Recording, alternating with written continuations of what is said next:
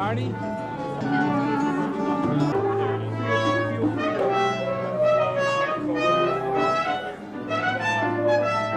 When we're on stage, I'm going to ask you. That's all. The basses, Peter Cetera. How are you? Hi. Hi there. Hi there, Peter. How are you? How are you? Peter, how are you? Since this isn't a stop and go TV show where we can take the time to move you out, I might just leave you here. But feel free to get in there and, you know, kind of flow with it as best you can. And you will be heard. Mark my word, the basses shall be heard. Yes, we will turn them up. Peter, so you were here decorating too. That's right, that's exactly. That's what my yard looks like up in Nashville. Did you decorate? Yeah, in the yard. I have a skeleton. Corpses and stuff all over the place. There's this house around the corner. They've got old tombstones. Yeah. They've got like 10 tombstones, and they all say something like, you know, weird stuff. Every year, man. Every year they put them out. I And love they do it. the cobwebs. I love they it. do everything. I'm like, how? I wish I could find the time to do that. And then they pack it away. Well, and they add another tombstone. it's every getting year. it. That's It's like, the I'll hard be part. dead, Yeah. Oh, you know? jeez. Crazy stuff. That's He's got one. Rest in pieces. Rest in pieces. That's pretty good. At the end of bar 60, you should have a cut penciled in. I believe all the parts are right. Cuts to bar 75 for Mata. On the third beat of bar, or fourth beat, let's say, of bar 78. That's Fine. Okay? Everyone have that? Sorry, I'm going to have my back. You'll be okay. You'll be okay. You'll be okay. She's asking the lead soloist not to. I know. We want you to sing. Your name? Yeah. Ladies and gentlemen, Mr. Peter Cetera. There he is, right here. Is he here? Has he come? It's too late. The cat's out.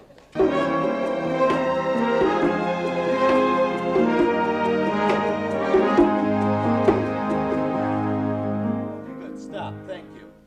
At the end of bar 8, the rhythm section is going to turn around several times. On cue, I will give you bar 9, and Peter will give me some good look to go on for 9. Yeah, great. Once more from the top, please. They cannot hear any of the inside motion here back there, so this is actually better syncophation than the last time we went through that. Huh? Yeah, you're our time for today. Here we go, guys. Top again. 2, 3, 4.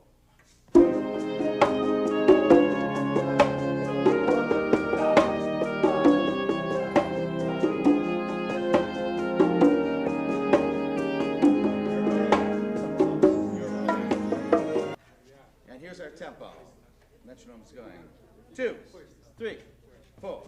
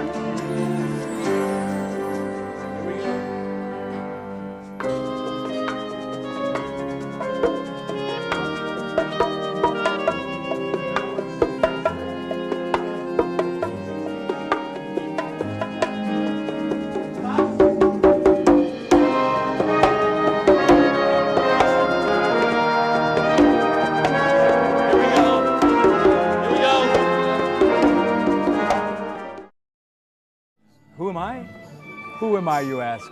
Well, I'm Peter Cetera, and I'm here in Salt Lake City at K-Jazz. We're actually here in Salt Lake to rehearse for tomorrow night's show with an orchestra and with my unplugged group. And this is about the fourth or fifth concert in a series that started with the PBS show last year. And we're here to rehearse today and teach these lovely people to go over the songs without mistake-free, hopefully. Why an orchestra? Why an orchestra, you ask? Because of, I did a thing about a year ago with some friends of mine, David Foster and Celine Dion, and with an orchestra in Chicago for McDonald's Corporation. And, I put together a medley of about 3 or 4 songs. And David had string charts and orchestra charts for him, and it was so much fun. And it was the first time back in Chicago, and it was the first time that in years, and it was the first time I had sung with a symphony. I think I'd done it before, but I don't quite remember when it was. And it was a spectacular feeling, and somebody brought up the possibilities of, well, would you ever consider going on the road and doing this? And I said, no. I did actually, because, it seemed like so much work, and it was a lot of work. And in the end, it's been so rewarding. And, the orchestra adds a kind of a different dimension.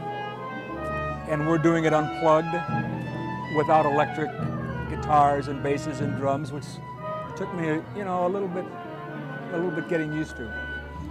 How is that for you as an artist? You can talk about whatever specific songs you want, but #1 songs, top 10 songs, whatever.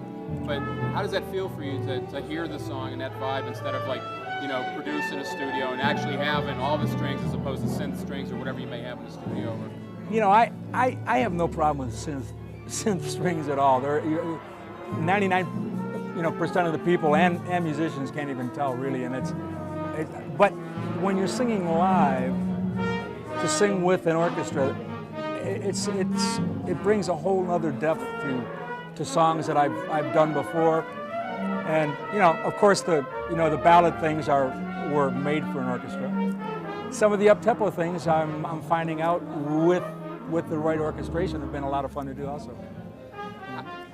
What's your routine that you do for these gigs that may be different or similar to your routine day of, day before, doing a regular rock and roll show? Well, with this, the thing that makes this very difficult is that, even though these people are professionals, and they're looking at charts, they're basically looking at charts that they've never played for the first time. I mean, it's like, an orchestra is used to, Beethoven and Rachmaninoff and this and that, but they're not used to the songs that we're doing.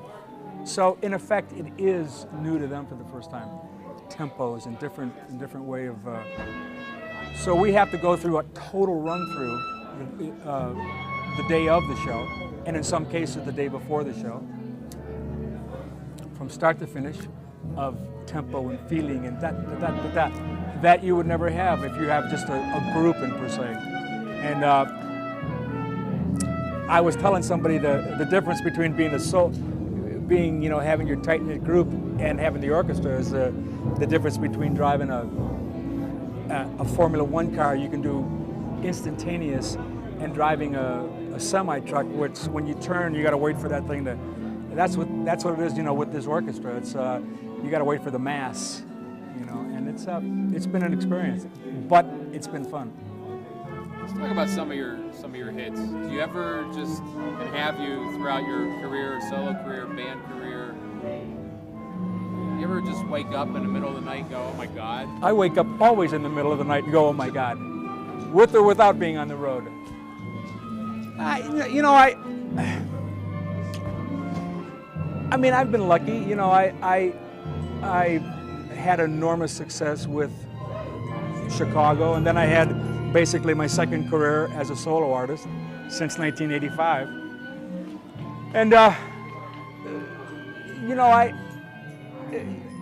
I'm not one to go out a lot and travel a lot and tour a lot, and when the orchestra thing came along, it was unique enough that it got my curiosity enough that I wanted to try and see what it was like.